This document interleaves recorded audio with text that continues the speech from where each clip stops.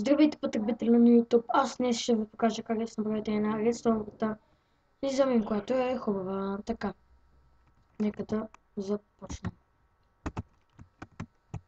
Но трябва повече място, тук го заех. Къде бе? Ей там, също ти ще направим това, дето искате.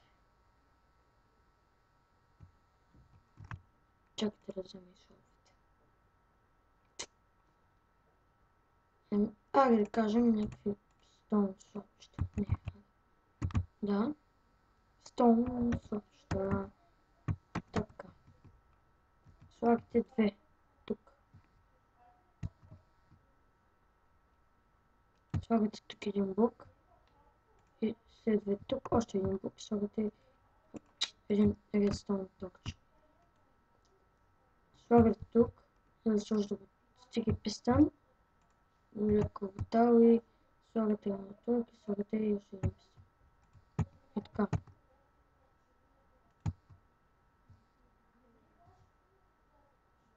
И е така, и е така. И така. Слагате тук. Ну и ето тук. Такива. Опа, скес. Слагате тук редстоун и от тук до тук също редстоун, за да ви се дърпа назад и моето друг път ще бъде от стекло.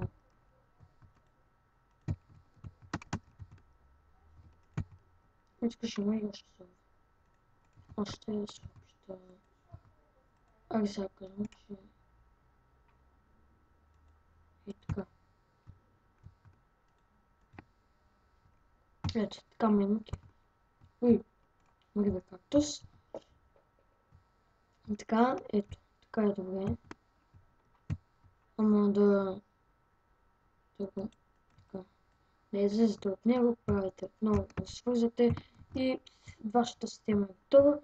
И сега аз ще направя да бъде нещо като къщичка.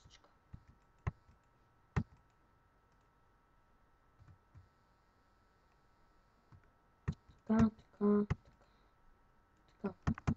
И така. Това е сякаш моята къщичка. И тук ще бъде и така. В смисъл да не се вижда системата. Така.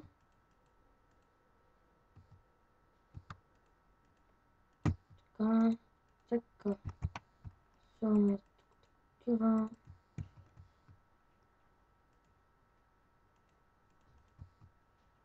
Слагам аз и такива.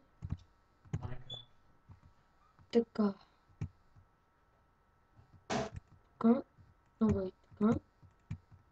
До ето тук. Слагам нагоре. И отново вашата. И така. И вашата система е готова. Хоп. Макаре. И ако искате така, трябва да бъде толкова ниско. Ето сега. Аз се отивам вкъщи, да кажем тук има някакви честове, масички, ето такива. Ето масичка, някакви столчета, диванчета.